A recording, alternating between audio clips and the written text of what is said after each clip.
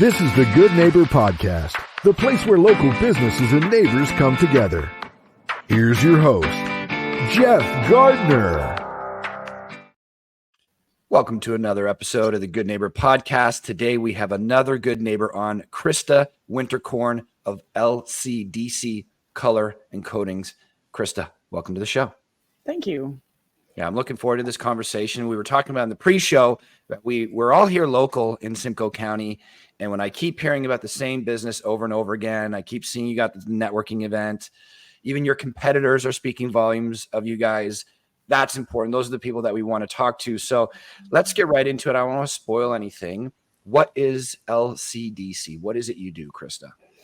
We do residential commercial painting, epoxy coatings installations, distribution of all concrete coatings products, including epoxy, concrete sealers, dyes, stamps, hardeners, crafting resins, engraving services. We make custom cornhole boards, as you will see all over the summer. Actually, we just did ones for Rock 95 and Cool FM. And our new line we just launched is resin and wood memorial boxes for all of your loved ones. Okay, so a good number of those products I don't know. Okay, so you take care of the residential and commercial painting. Yes. Okay, so that I understand. The epoxy part, can you peel back the layers into what that is a little bit more? Okay, so you've probably seen in some people's homes in their garages, you see that nice flake floor that's in the garage that kind of ups the curb appeal a little bit. There's like little speckles all over the floor, or kitchens, front entranceways, bathrooms, or basements. It looks like it looks like marble flooring, but there's no, like with tile, you see lines and stuff. This is just one complete marble floor. That is epoxy coating. Predominantly, you'll see more of it in industrial spaces, garage, like I said, garage floors. You go in and if you come into our showroom, actually, it's a perfect example. I don't know if you can see this or not, but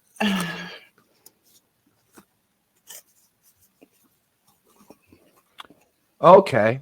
That's what you see in people's garages, things like this. Yep. Yeah.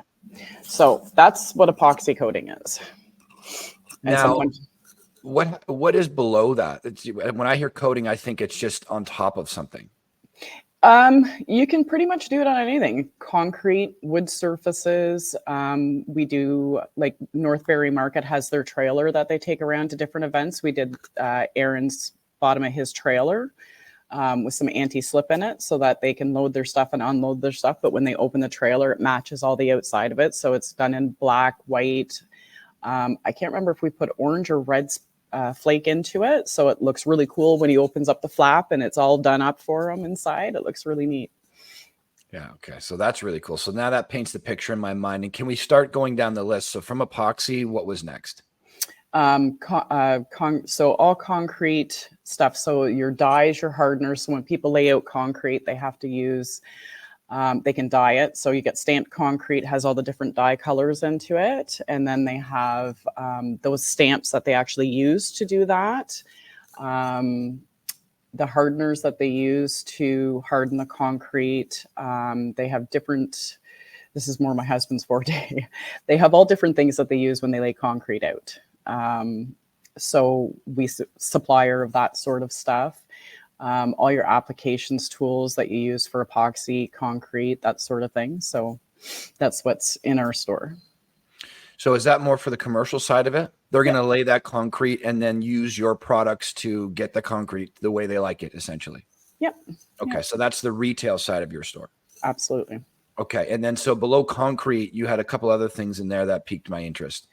So we have the crafting resins. So people who do tables that have the river run in them, or people who do different charcuterie boards, anything like that. We have the crafting resins for that with the different colorants.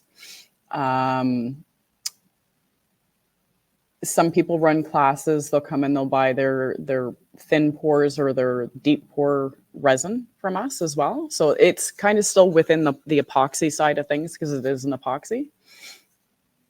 Okay. So again, a big portion of this is the retail side, that you supply these products to people who do these things. And then the services that you provide is on the painting side or beyond that as well? We also install the epoxy. Oh, you do? Okay. Yeah, we run classes to teach people how to do that once a month. So if somebody's interested in getting into doing flooring, or they want to do their own flooring, once a month we run a free class, show them how to do it.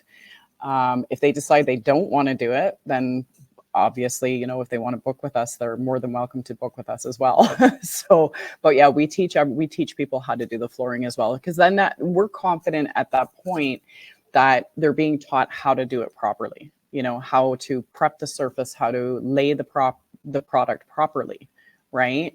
Then if they need help, they can call us. We're always there. Our phones are on 24/7. You know, if they're having any issues, we'll run out, we'll help them. Yeah. So we're big. I love that you guys are educating. I just think in this day and age, I like writing some books. Some of them are for marketing in the world that I'm in, and almost all of them are titled Giving Away the Secrets. The mentors that I have out there strongly encourage me to give away the skill sets that I've developed over the years. A lot of businesses will say, I don't like that word free. I worked hard to gain these skills. I don't want to give them away. I think they're missing a major piece. I look at it this way. If I teach you something that can empower you to do it on your own, you're probably not going to forget that, and I'm going to feel good about it. Or I've at least clarified it enough for you to say, I need this or I don't. Best case scenario, you say, wow, there's a lot that goes into marketing. I'm just going to give it to them. So one way or another, you walk away feeling like you've empowered somebody to increase the quality of their life through your skill set, which is a win on either front. So free education is big on our end, hence the podcast. But I didn't know you guys did that. So yeah, we do that. Every single month you're teaching people. We empower them enough to give them the knowledge to know how to do it. It's their decision on whether they want to take it further. Yeah, or just say, wow, there's a lot that goes into that. We're just going to get Crista and her team to do it, which is great, because even just clarifying what it is. Like, we were at a real estate agent, one of our clients, they were educating us the other day, and so many people have in their head, yeah, I can list and buy my own home. It's like, sure, maybe you can. Of my mindset, it's like time is the most valuable thing in my life. Next to that, it's lowering my stress is my next top priority. So yeah, can I learn to sell my own house or paint my own walls? Probably. I'm human. If a human did it before, then I can do it. But what does it take? What is it going to cost me to learn all that away from the skills that I've developed that produce more quality to my life? How much time am I going to have to give? And how stressful is it going to be? That's how I make my decisions. It's yeah, I could make a couple bucks, but my stress through the roof, it's not worth it for me. It's funny you say that, because I think everybody that I know of that I've gone to paint for says the same thing. I could do it. I don't want to do it. I hate painting. Painting is my passion. I don't paint for the money. And that's why my prices are so low. I paint for various reasons, but I love doing it. I'm in a zone. I'm happy. I can do it fast. When it comes to the epoxy coatings, when we go in to do a garage or an industrial unit, the first thing out of everybody's mouths when we start to prep is, I never knew it would take that ability, or I never knew you had to do that, or I never knew this. And they're like, oh my God, that is a lot. That's got to be hard on the body. Like, there's a lot to it, more so than going to a big box store and grabbing the Rust-Oleum stuff off the shelf. That stuff doesn't last. That stuff is no good. And everybody's like, oh, I'll just grab that. It's easier. I can do it myself. And it's like, yeah, but you have to make sure you prep that surface properly, because if you don't, it's peeling off. And there's people out there who'll say, oh, mine's lasted 5 years. And it's like, yeah, but you don't drive on it. Or if you do drive on it, you know, you're getting lucky. Like, this stuff is not good product, where the stuff that we lay down lasts 40 years. Like, there's a huge difference between the two products, and one of them might cost you $400 a box, where the stuff we're putting down, it might cost you a couple thousand to do your garage, but it's lasting you 40 years, where the other stuff is going to start peeling up in 3 to 4. Yeah. Huge difference between the two. Huge. And so this is, because we deal with entrepreneurs every day, all day, like, that is my wheelhouse. I just love dealing with entrepreneurs, the challenges of it. I think it's a hell of a way to live personally. But I say to them, I'm like, if you want to do whatever it is that you're doing well, and you've never done it before, the person out there that's doing it well didn't do a weekend course to get to the point of doing it well. They've probably been honing that craft for a decade.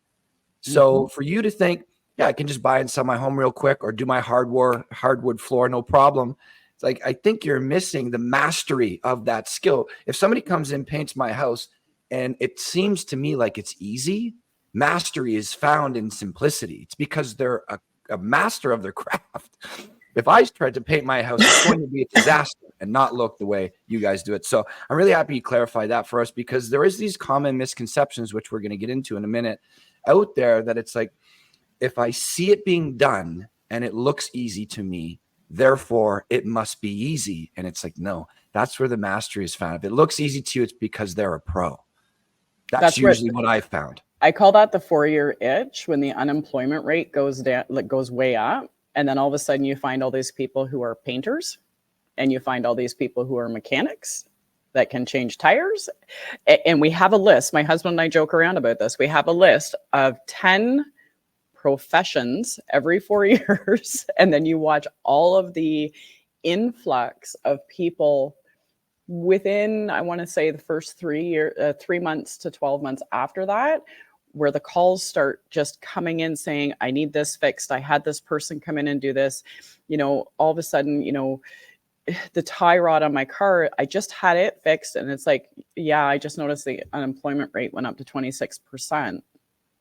So all these people come out of the woodwork, and this is why, because everything's been done wrong, because they look at this and they go, well, that's easy to do. So because I'm unemployed, and nothing against these people who are trying, don't get me wrong. But if you're not sure, either ask the questions, have somebody look over your work, and if it's not right, fix it. Right? So this is where we call this the 4-year itch. You can't watch something and look at it and think it's easy because somebody else has been doing it 10 or 20 years and go, I can do that. Yeah. Because it's not how it works. Yeah, no, I like that. I've never heard that 4-year itch before. If you see something on YouTube or something like that, and then I'll move on because we're on question 1 and I tend to talk a lot, but I just let my curiosity drive me. You see something on YouTube and you're like, wow, that's great. It's profitable. That's why I'm going to start doing it. And it looks easy. You may have a rough go of it. You may find out very quickly how much harder it is. But if you see somebody wrapping a car or painting and you're like, I love that because it's creative and I want to do something that's creative. Okay, fine. That'll probably get you through those beginning stages of finding out how much you suck at the thing. But if it's, because that's what I call it, the phase of suck. That's that first little bit. It could be 2 months. It could be 3 years of learning this new skill. I'm trying to learn a new language right now, Mandarin. I'm in that phase of suck. And it's a year. I'm horrible at it. And it may be many years to come. I'm really horrible at it. But it happens the same way with all of these skills. The things that you just listed out are all skill sets that you guys have developed over the years. If it looks easy, it's because you guys are good at it.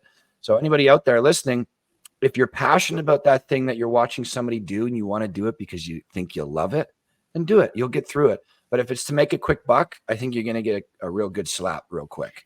Well, just one thing to add to that. For everybody else who's listening too, if you have somebody who comes to you who's passionate about something, but they're not good at it, don't turn your back on them. Help them. Great point. And that's the other part of it. There's too many people who turn their backs on these people, and they shouldn't be. They should help them learn those skill sets, because that's what we're there for. That's why we're professionals, because we were there once. Yeah. No. It's great not forgetting the people that are coming up the mountain a little later than us, because I wouldn't be in this position. I quite enjoy my life. We have a nice little business, a good team here. I love what I do. If you take the mentors, I'm big on mentorship. It really changed the trajectory of my life, like a full 180 from my 20s, which was a chaotic mess, to a pretty good decade in my 30s. You take the mentors out of the recipe that is me, it would be a very different life. So if they were good enough to pay it forward to help me, then, I think it would be prudent for me to consider the people that are younger coming up behind me on that same journey. So I love that you pointed that out, because I think that, speaks volumes about you, but also I think that's just a necessary part of life. help people get to the next stage, it'll feel really good. Even if you don't make any money from it, it'll feel good.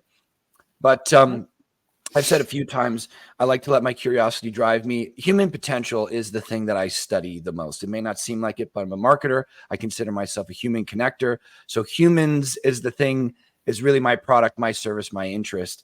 Why people do what they do. What's the story behind it? I love that human beings really communicate through storytelling in some way. So you've told us a little bit about your journey. Did you say it's been 4 years since the retail store, or 6 years? The retail store, it'll be 3 years this October. And how long in business? 20 something? I think we're at 20. I think I'm at 24, 23, 24, something like that. So a long time. I stopped counting. Yeah. And I mean, us being marketers, anywhere between, depending on the study, you're going to find anywhere between 50 and 80% of small businesses fail in their first 5 to 10 years.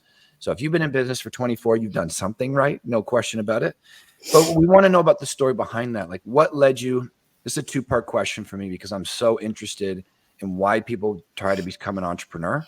Most people think freedom, money, flexibility. They don't consider how much harder it will be, sleepless nights, weekends. So I'm always curious, why run your own show? And then why this business? Why paint? And you said you loved it. Is there anything more to it than that? So this actually just all goes into one. So your 2-part question is just going to be one answer. And this answer is something actually that got pushed to the new, to the forefront for everybody to know. So I'm sure you know Jim Lowe from AYS. He's actually, okay. So we've known him for many, many years. He's kind of been my pillar of and sounding board of, what I should and shouldn't do as this developed through the years. And that explanation is going to come out, but he's the one that actually kind of, between him and Paul Markle from the Chamber, of explaining my story of why I went into business and everything else, because I've hidden it from people for years, and it finally came out, I want to say 2020 or 2021. I was doing this part-time on top of trying to work full-time. I went through a few jobs. I have a degree. I'm 4 credits short of a diploma in something else.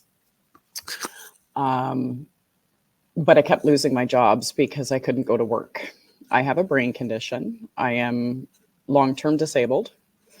So I would spend many days, sometimes weeks, sometimes months in bed. And I was working part-time painting on top of that, in between jobs and whatnot, for a friend of mine. And I happened to be on a contract. I can't even remember where, just outside of Oro, massive house, beautiful house. They're having a huge renovation done. And the girl that I was working part-time for was a friend of mine. And she was supposed to come help me with this house. Like, it was full house, ceilings, trim, walls, everything. And she never showed up. So at the end of this contract, the gentleman handed me the remainder by check. And I kind of looked at the check, and the amount was substantial. And I went home, and I sat down at the kitchen table, and I looked at the check, and my husband looked at the check, and he looked at me, and he said to me, he said, he goes, "You spent all week there." He said, "How much did you make?" And I said, $460. And he looked at the check again, and he looked at me, and I looked at him, and he goes, "And your head hasn't hurt all week?" And I said, "No." I said, "I've just been kind of like on this wavelength all week." And he said, "And you've been so happy." And I looked at him, and I said to him, I go, "Do we still have a GST number?" And he said, "Yeah." I go, "It's mine." And he goes, "What?" I said, "I'm going into business for myself." I said, "I've never been happier." I said, "My head hasn't hurt all week. I've worked 12-hour days all week." I said, "I'm just floating. Like, I'm happy." And he said to me, he goes, "Okay, let me get the paperwork." He went and got the paperwork. He brought it out to me, and he said, "Have at it." He said, "You just go paint," because the GST number was under his name, not mine. He said, whatever you do, we'll go talk to the accountant. He said, whatever you do, he said, if we can just claim it under my GST number, he said, run with it. 6 months later, I was triple booked. And that's how it's been since the get-go. I can see color in color where people can't do that. I can go in and do a color consultation with people in less than 10 minutes. I love everything that I do. And since that point in time, I haven't had an attack with my head. That's a lie. I've had one. I have so much fun with it. It's everything about doing a paint job. It doesn't matter if it's boring and gray. It doesn't matter if it's, white, I try and steer away from because white is just soulless to me, but it's, everything about it. Color is detrimental to the human soul. And if people could get off the track of when people walk into my home, I want them to see this. Your home is you. It should be about you and what makes you happy when you walk in that door, or where you work, or your business, or anything else. If people could get out of that line of it needs to look good for other people, they would be so much happier in their home. So you think color is uplifting? Color is everything to your soul. It's everything to your relationships. It's everything to every element of your being, from the time you open up your eyes to the time you close your eyes at night. It helps your dreams. It helps everything. It helps every mental disorder there is out there. It helps everything. And I'm testament to that right off the hop. There's people that have psychiatric disorders, and you walk into those places and they have certain things painted certain colors for certain reasons, and it calms those patients down. Hospitals are the same ways. There's reasons for that. I do seminars every year on colors, what changed, the depths of them, everything, and that changes everything about a human being. So you think there's a lot of psychology behind? 100%, 100%. It affects our emotions. It affects our mood. Go walk into HomeSense. So I'm quite color deficient.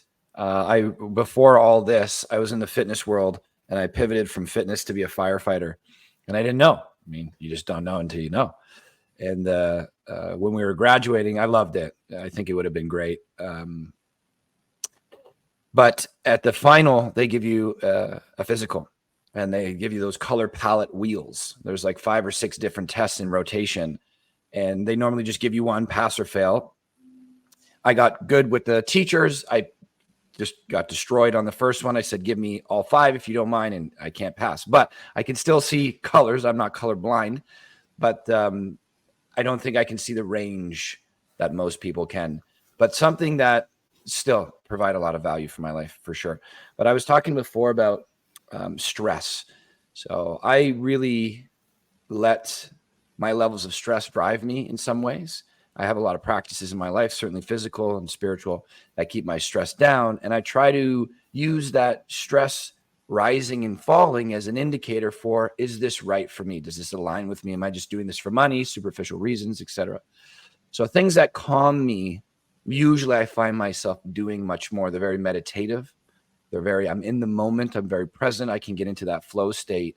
And when you're saying all that you just said, is that what painting is like for you? Is it almost like a meditative practice? Yep. You're not thinking about anything else. You're just present. It's relaxing. I don't even listen to music when I'm painting. It's dead silent. So you won't be getting off the tools anytime soon. You are the one painting inside that business. I'm taking a bit of a break this year. By the looks of things, I'll be going for surgery at some point. I just don't know when. Well, you said nothing about money there other than that initial part, 460 to the big check. But we just hear it so often. So many people will be thinking about this, especially our younger generation. I need to become an entrepreneur. to get that financial freedom. And because they haven't experienced it yet, it's like that may come, but it may be like 15 or 20 years. That freedom that you think you're going to go from working a 40-hour guaranteed paycheck to maybe 60 or 70. But if you love what you do, like when I was a kid, I loved playing video games, or I loved playing sports. I could do it all day. You didn't have to ask me to do it. You had to ask me to stop. So my tagline, it's funny you say that. My tagline for my business for 20 years has been, love what you do and you will never work a day in your life. Yeah, that's it, right? And I mean, I think a lot of people have a hard time getting to that place because money is such a necessity, and we think it's the answer to many of our problems. So how can I become most profitable? I'm going to go sell cars or sell homes or whatever it is. And 2 years, 5 years, 10 years later, they're just fine. I don't like anything about this. So I hope that's why I have a diploma and I'm 4 credits short of another one. And I don't use either one of them. I can weld, I can frame. There's so many things I can do. And I love welding, don't get me wrong. There's so many things I can do, but my passion is in creativity. You asked me to create something. I've done I made a resin denim jacket for Season Center for their gala last year. I made them a trophy with waves out of resin and people are looking at. That's who I am. That's where I love doing things, is anything that's creative. You want a feature wall and you want something nobody's ever seen before, you give me an idea. I'll create that for you. I don't care if it takes me a week to do it. I'm still going to charge you the same price I quoted you. I'm not going to rise it up 10 times more because all of a sudden my brain went off in left field and I decided to do something different. That's where my zen is. And it's color. Well, that's where my zen is. I will be keeping that sentence. Yeah, that's good, Crista.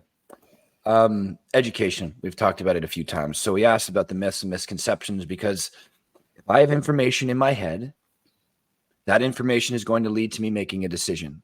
And that decision will be the thing that determines the outcome of my life. I think our choices, our decisions are the sum of our life at the end of the day. Regardless of what I'm thinking, it's what I do. So if I have suboptimal information, like not wearing a seatbelt because nobody educated me on wearing a seatbelt, I get in the car, I don't wear a seatbelt, I made that decision, that could have a huge detrimental impact on my life. So in every industry, there are myths and misconceptions out there, some more than others. But are there any that you can clarify for us from the consumer's point of view? There's a couple of them. My biggest thing, especially in the estimation part of things, is people will get one estimate or they'll go online and they'll go, oh, Google says this is the first one to show up. They're who I need to go with. No, you don't, because people will pay $500 to $1,000 to appear number one on Google. Stop taking number one. That's the first thing. Always get 3 estimates. Always, always, always get 3 estimates. And when you get those estimates, go to their referrals. The best place to do that is go on to at least 3 platforms on Facebook or 3 different things on Facebook and ask the question, has anybody used this company? Because the people, there's going to be good and bad. There's always going to be good and bad. Not everybody is going to like the same company. And I understand that. But if a company is good, you're going to get positive feedback. You might get the odd negative one because, again, not everybody likes everybody. But you need to get feedback from people who have used them, because this is where some people are getting some of these rotten companies from. Is they're just taking the number one person on Google or wherever, and they're just using them. And they're either getting a deposit taken, the people aren't coming and doing the job, or they're taking the number one person and they're getting a referral off of Google, which you can just put your own referrals on there by signing into another Hotmail account or whatever. They're not real. They're not good referrals. You need to find out for sure for people who have used them, or go look at something that they've done, or use word of mouth referrals. Word of mouth is the utmost best referral system we have ever had. I think social media in some senses has ruined that a little bit. But I mean, I look at our Google, I look at our Facebook, I look at our Instagram. We don't have a ton of referrals on there because everybody is what I don't rely on those. But if I'm going to use a company, I either go straight to Facebook and I'll post it on 3 different ones and say, have you used this company before? What are they like? And then I will private message these people and say, listen, give me your feedback. I want real feedback. But do it for 3 estimates. Don't just get one. Find out who the transparent companies are. How do we do that? It's the same as what I just said. Post it, find out. Just because they're the most expensive does not mean that you can't use them. You can barter with those amounts. Just because they're the lowest priced one does not mean they're the worst company. I'm usually the lowest amount, but that's because I don't paint for the money. That's my Zen spot. I get in trouble for it all the time. You need to up your amounts. Well, no, it's because it's not about the money to me. This is what keeps me going. It keeps me doing what I want to do. And I don't need $600 to paint bedroom walls. I just don't need it. There is always an in-between. But again, just you've got to find that sweet spot. You got to go with your gut with the person who's standing there giving you the estimate, right? And again, big box stores, here's my other big beef.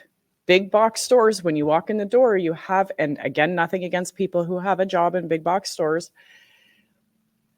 As much as they have that little bit of education to sell what they're selling, does not necessarily mean they know it all. They're educated by the companies who have their stuff in there. They're essentially MLMs in these stores. They're selling a product for another company. They're taught by those companies. This is what the product is.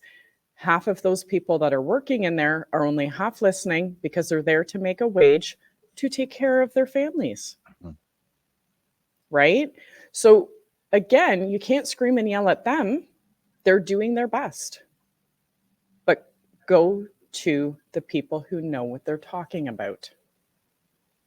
Yeah, so it requires a little bit of research. Absolutely. One of the other things that I look for is the person that I'm going to talk to about this product or service use it themselves. Right. That's a big indicator right there. If you don't even use it, they don't know exactly. They don't really know what's going on. Like I paint.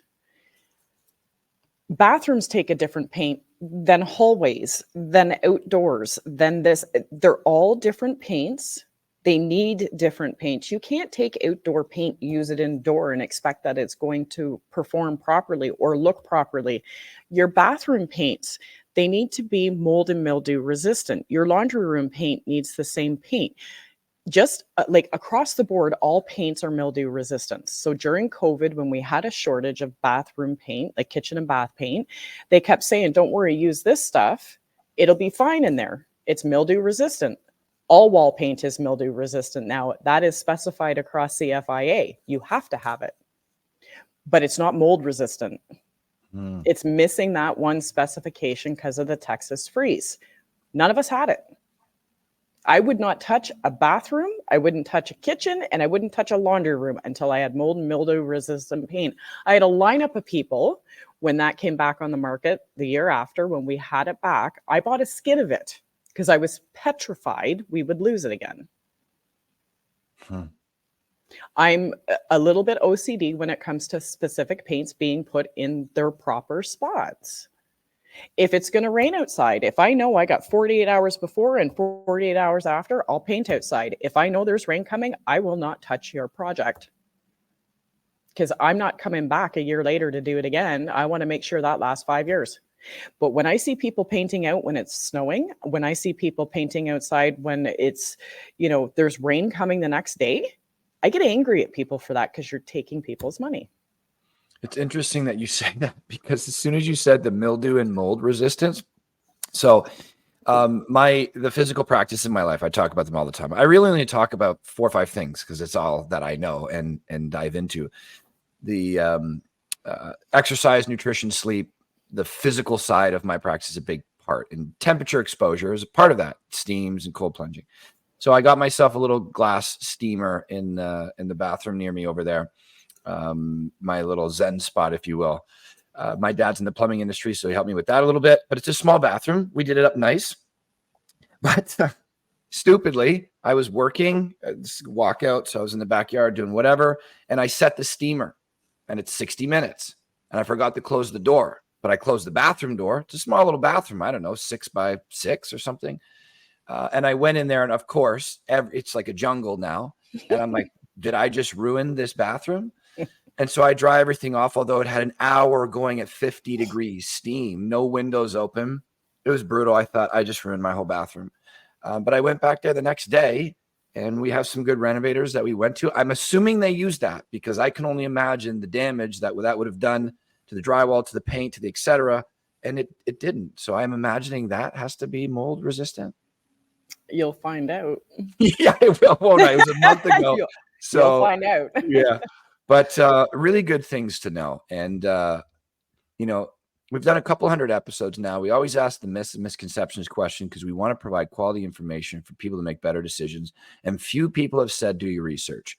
Go on to, there's a Facebook group for everything locally, mom's group, dad's group, son's group, whatever group, painting group, trades group. Just go on there, type it in and, ask is what you're saying. See what other people say.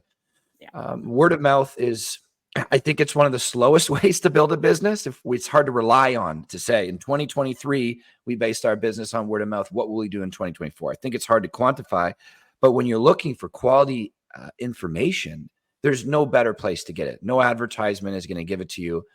No video creation is going to give it to you. You need to talk to somebody who's actually experienced it. So they know. Everybody, call us if you want to, if you have a question. I won't hesitate to tell you what it is. You need to learn something. You don't know which roller head to use. Call me. Like I not at all. I'm not the type that will say, let me come do it for you and I'll charge you for it. Just pick up the phone and call me and I will tell you exactly how to do it. Yeah. I love that. A number of our people that have come on the show say the same thing. I wonder how many people are actually willing to make the call. Because not everybody says that. Just call me and I'll just help you. Just pick up the phone and see what happens. It's not always going to be, we'll come give you an estimate or a quote or whatever. A lot of our local people just really want to help. I think that's really important. So getting to you, you've told us a little bit about you, about your Zen spot, what you love to do. But let's start off with something a little bit more playful.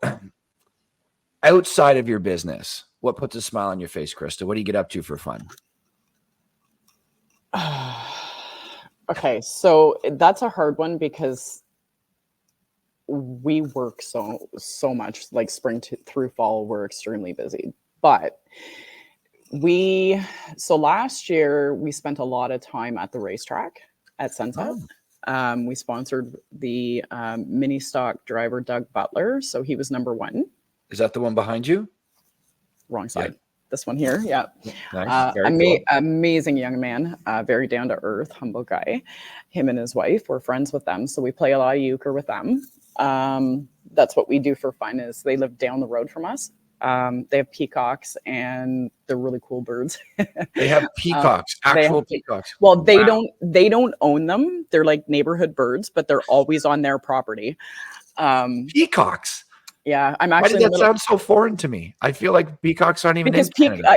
Because peacocks feel foreign because you always see them in zoos and stuff. But yeah, they're all over the place, but they love their house. Okay. So it's really cool to see them there, especially when they're in mating season because that's when their tails are up and everything. Yeah. So we go over there and we watch them, and then we play euchre on the weekends and stuff. And I'm actually in the middle of making a peacock table, so it's pretty cool. And then we play, hang out and play euchre with Jen and Aaron from Northbury Market. Yeah, they're fun too. I love them. So much fun. She gave me I was talking on the phone the other day. She gave me the first hug I've ever received from her. I've been planting the seed for weeks because she's not a hugger. And I hope I was one standing beside her when you hugged her. I was like, hey, wait, I know that guy. Yeah, I'm like, are you coming in for a hug? And immediately I'm like, let's do this, Jen. It was funny. I've been waiting weeks for this. No, she's fun. Aaron's great too.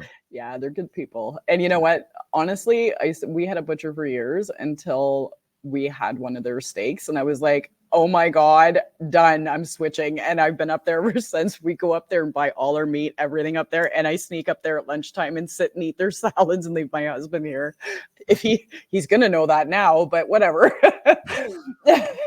Yeah, I went for lunch and left you here. So yeah, they're really good people. And you know what? Like, best place you can go. Other than that, like, we have 2 acres of property where we live. So, and since we moved there 5 years ago and clearing it out because it was really overgrown, there's a lot of new things that pop up every year, like new flowers, new bushes, new whatever.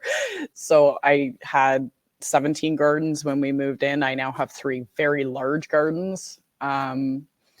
Trying to decide what to keep, what to take out, what to give away to, you know, because there's things that just pop up out of everywhere. So we're fixing things up there, renovating, that sort of thing in different areas. But I mean, other than that, it's a lot of upkeep and a lot of, we're not,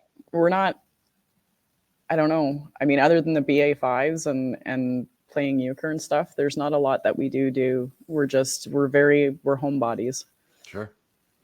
I am very interested in tattoos. I have quite a few of myself. I got my rules for life inked onto my skin, back done, chest done. And I see that you have a few. So I imagine you must like tattoos if you have them on you. Well, I can't stand up and drop my pants, so we're just going to leave it at that. But yeah, I'm tattooed from my hip down to my big toe. My whole leg is done. My back is done. Almost my whole arm on the outside is done here. My hand. My husband's not here. You can't meet him, but you probably saw him at the BA5. His entire head is done. His arm is done. He's got quite a few too, but yeah, it's like a wall. It's a blank, your body is a blank canvas, right? So why not put something on it? Both my kids are tattooed. It's, you know, they grow up and you look at them and you're like, well, I can't tell you no when I look like this, right? So, but yeah. Between the 2 of us, we have 3. They're all 4 years apart. So Sierra will be 24 in September. Dustin will be 28 in September. And Shawnee just turned 32. Okay. And is it just the creativity behind making your body a piece of art that is the tattooing? Like, that lines up with all of your other creative outlets? What is it about the tattoo? Some people love the pain and there's no sentimental value to the stuff. It just looks cool. I want it on me. Other people are extremely sentimental. My stuff probably wouldn't mean anything to anybody else, but it has great meaning to me. Really reminders to be the person I want to be. I also do enjoy the pain a fair bit, but I look at my tattoos as Post-it notes that stay with me. That's how I look at it. There's a couple things behind mine. On my back, I have Boris the Thinker. It's a gargoyle, because I'm always thinking. It never stops. It's 24/7. I'm always thinking, how can I help people? What can I do to prevent this? It's a constant thing. And it was my screensaver on my computer for the longest time. It actually took me 2 years to figure out what my back piece was going to be. And the whole time he was right there. So, and gargoyles are also protectors of humans. So there's always somebody watching my back. I never not have something watching my back. And they keep evil spirits away. So it goes along with my religion. So my leg piece, which I laid for almost 12 hours to have done. And when I say it goes from my hip down to my big toe, all the whole outside of my leg. And it makes up of 2 of a 3-piece art form. The other secondary piece is my shoulder cap. I'm a practicing Wiccan. So my leg piece is made up of the first of it, and it's called the capture. And it's the witch being captured by one of the members of the Catholic Church. And then down my leg, there is a cat, because it's my familiar. And then there's different flower forms that go along with it with lilies, because lilies are one of my favorite flowers. Mhm. And then it goes into the goddess, the triple goddess moon. I have all 8 sabbats on my leg, and then I have the tree of life stretched out, and that's where the sabbats run down the tree of life. Mhm. And then one of my favorite, and I know this is really taboo for a lot of people, but one of my favorite sayings is, "It is what it is." Because realistically, we have zero control over ourselves. As much as we want control, because I'm OCD, the one thing we don't have control of is ourselves, as much as we try. And I mean, that's something to give you food for thought, because you can think about that. Our bodies are going to do what they want to do, no matter how much we control it. It is what it is. We can, and outwardly things we can try and control. We can't control those. So it is what it is. All we can do is control how we react to it. So we can control 1 or 2 things. Right. But we can't control everything. No. So if something happens in front of us, we can control how we react and how we react to it. So it is what it is. And I've always had that view. We can get angry, or we can take a step back and breathe and properly react to it. And then it continues on down with some scrolly stuff to my very first flower on my body, which is on my big toe, and it stretches right out to my toenail. Where it hits the toenail bed and one small little leaf on that tree of life are the only 2 things on my body that I've had tattoo that hurt somewhat. Tattoos don't hurt me at all. Interesting. I've never had one hurt. Even the ditch of my arm didn't hurt, where I have bats and everything else. Like, nothing hurt me. I can sleep through all my tattoos. I'm going to have to ask you more of these Wiccan questions when we meet up down the line, because it's very interesting. But I like how you did say that there are a couple of things we control. This is something that I think about a fair bit. It's part of my philosophy. Accepting that you can't control the vast majority of it, but we can make our own decisions and choose to. I mean, I think it really comes down to our choices. We get to choose how we respond to things. There's a great book called Man's Search for Meaning. He's a psychologist. His name's Viktor Frankl. And he talks about freedom being the gap between stimulus and response. And that has been a major director of my life. Something happens, I get punched in the face, and my body wants to react right away. And then if it does, I'm not in control. But if I decide to pause, breathe, and say, what would be the best decision forward, I am taking back some control. And he thinks freedom is found there, which I find very interesting. So last couple of questions for you here, Crista. We talk about doing hard things on the show. Entrepreneurship is hard. Being a parent is hard. Being a freaking human is hard. But a lot of us stuff that stuff down. I don't want to share my failures, broken relationships, failed businesses. I've fallen and scraped my knees. I don't want to show anybody my scrapes, my scars. I just want to show my successes, especially since the dawn of social media. Most profiles, to a large extent, will be the nice boats, the nice girls, the nice guys, the nice stuff, the nice jewelry. And I don't think it's even close to a real representation of what life is. And I think it is not embracing the beauty of our challenges, of our struggle. I think that's what makes life so good. If it was perfect temperature all the time, it was light all the time, you got everything you wanted, the minute you snapped your fingers, it'd be like, what is the point here? I think it is through our struggles that we feel a sense of pride or progress moving forward in life. Certainly the hardest things in my life have been the catalyst to the greatest moments of growth. No question about it. I've talked about it a number of times.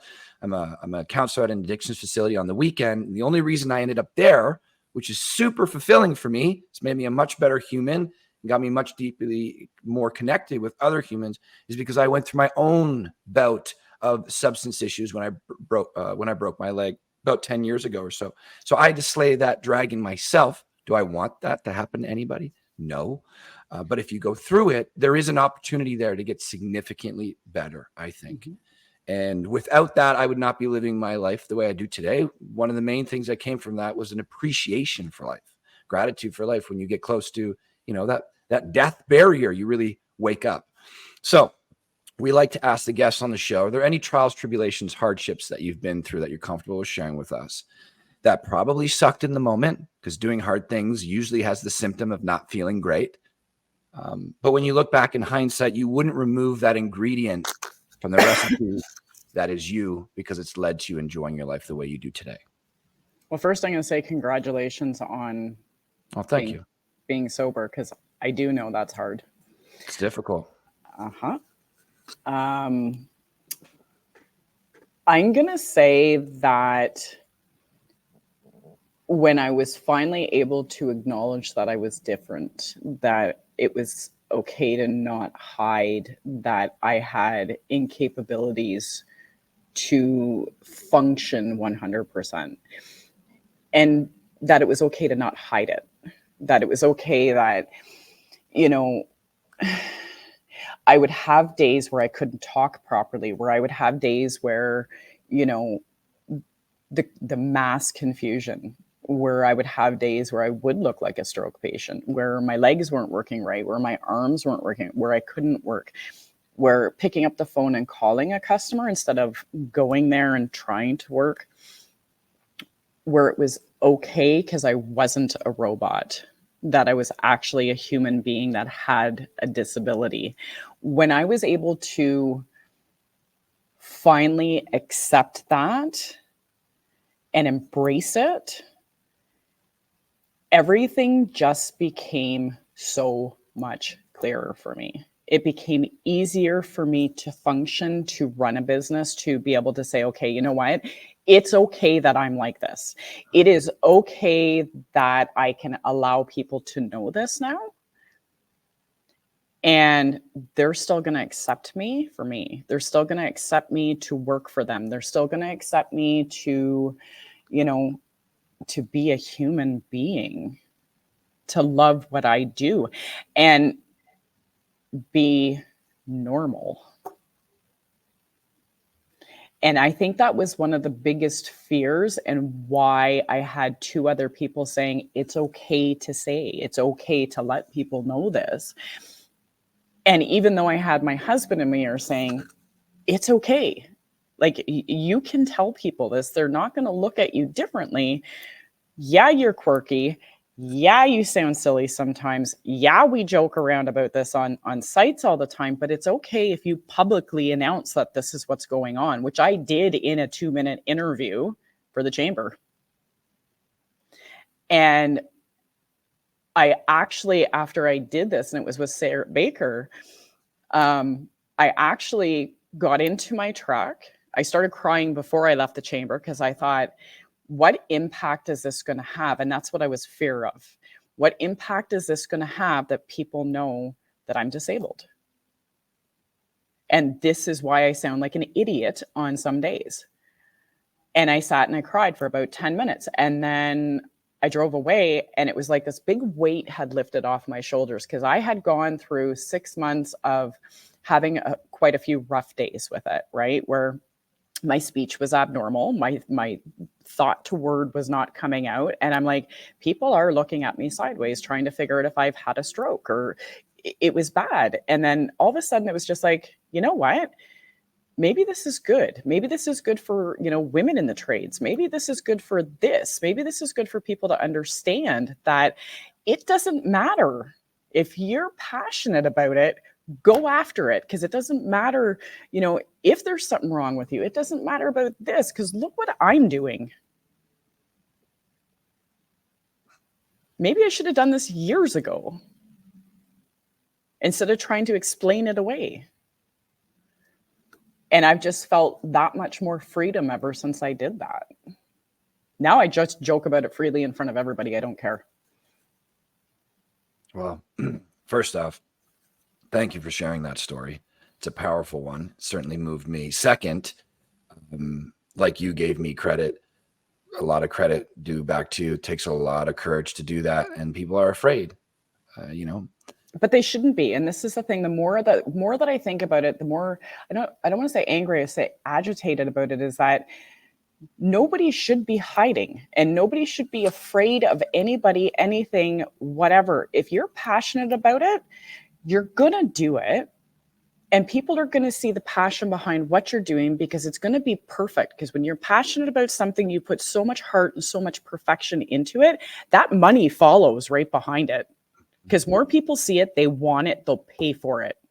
And that's where people miss this. They go to school, they get an education, they go to work to get a paycheck for something they're eventually going to hate, that they're not going to put their heart into. Then they're going to quit. They're going to go to something else. But if you have a passion and you do that on the side, they start making more of that. Then they start going to events. They're doing whatever. Then that starts becoming inundating because they want more and more and more. Your day job becomes harder to do. Start going after your passion. That money follows behind because people see it. People need to go after the passion, not what people want them to do. Yeah, I agree. Absolutely. No question. We get one short crack at this life.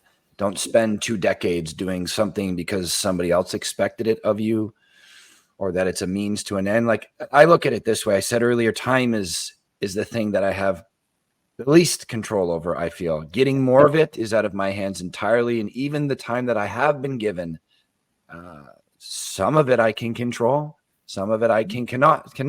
We were supposed to have this podcast last week. That was time that I had. It was given to me, but the power was down. So I wasn't completely in control of that. And if I'm going to spend 60, 70, 80 hours a week doing something outside of sleeping hours, it's a huge priority for me to enjoy it. But the main takeaway that I took away from that is I think we've all heard before, find your passion and live it out. I don't think that's new, but being your authentic self. That word is almost a buzzword these days, but there's no better word to fit it than that. And that's why we have this question. I think so many people, I was there many times, especially during that substance dependency phase. It was hide it from everybody. I got it under control. 9 out of 10 of us who've been through that world do the same thing. And then eventually they find freedom through just accepting it, caring more about their own judgment than other people's judgment. And a freedom comes from that. You almost open up to the world rather than being closed in this box. You're trying to fit this round peg in a square hole to appease other people that I don't even know. Most of the time, it's strangers that I'm saying I need to say this or do this or be this way to appease them. You drop that, and all of a sudden, life becomes a much higher quality. So I really appreciate you sharing that story. I imagine that was some challenging times for sure, but I'm glad you found that answer because I've found that similar answer and many other people haven't. And I think the word you used so eloquently was really freedom is found. A weight is lifted just by being you. That's it. Everybody says it, just be yourself. It's harder than people think to just be 100%. Yourself.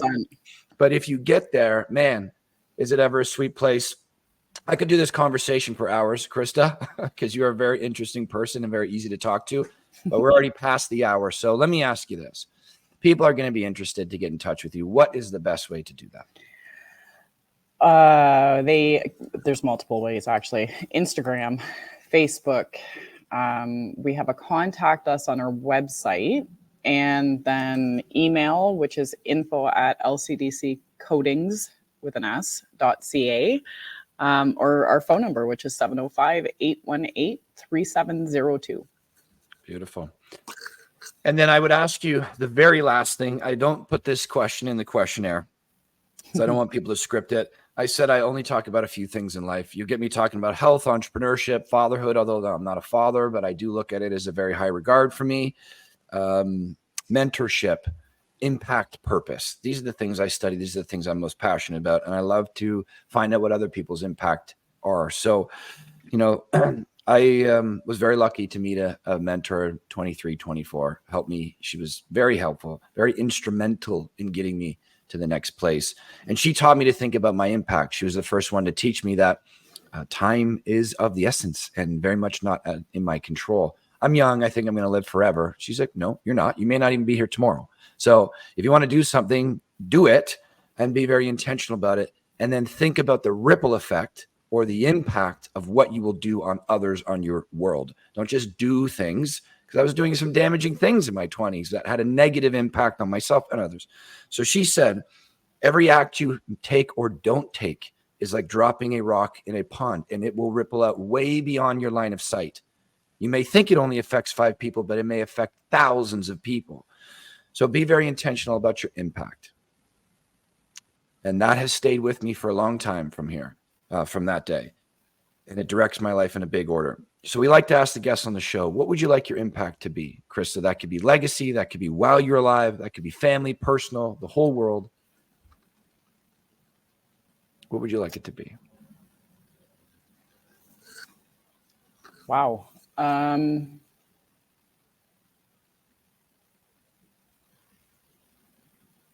don't even know how to answer that.